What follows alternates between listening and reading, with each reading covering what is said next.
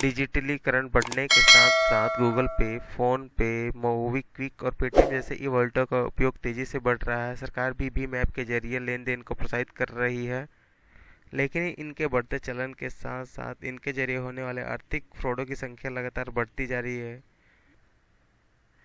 सुरक्षित लेन देन का दावा करने वाले इन ऐपों से कई फ्रॉड हो जाने के बाद भी पैसे वापसी की कोई संभावना नहीं रह जाती है। पुलिस और साइबर सेल में शिकायत के बाद भी पैसे की बरामदगी नहीं हो पा रही है। इस तरह के लेन देन में एक खाते से दूसरे खाते में पैसे पाने वाले की पहचान करना आसान नहीं होता है।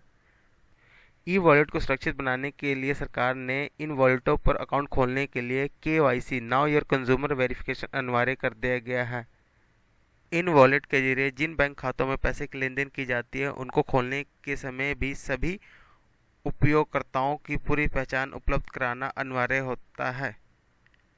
साइबर क्राइम विभाग के एक अधिकारी के मुताबिक KYC वेरिफिकेशन बैंक के जरिए लेन देन होने वाले अपराधियों तक पहुंचना आसान अवश्य होता है, लेकिन इस तरह के अपराध को अंजाम देने वाले अपराधी फर्जी पहचान पत्र के जरिए अपनी वेरिफिकेशन कराते हैं।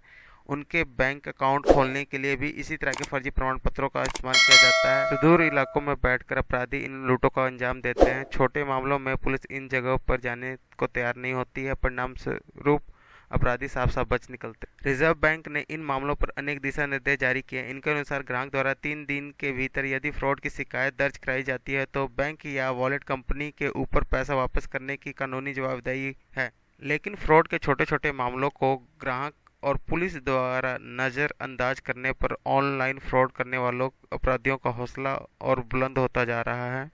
साइबर एक्सपर्ट की माने तो पूरी तरह सतर्कता बरती जाए, तुरंत कार्रवाई की जाए तो ऑनलाइन फ्रॉड पर होने वाले ग्राहकों को पैसा वापस मिलना संभव है। ग्राहक की तरफ से फ्रॉड की शिकायत दर्ज कराने के बावजूद पेटीएम जैसे प्लेटफॉर्म यदि सुनिश्चित कार्रवाई नहीं करते तो IT एक्ट और IPC कानून के तहत उन्हें दोषी ठहराया जा सकता है।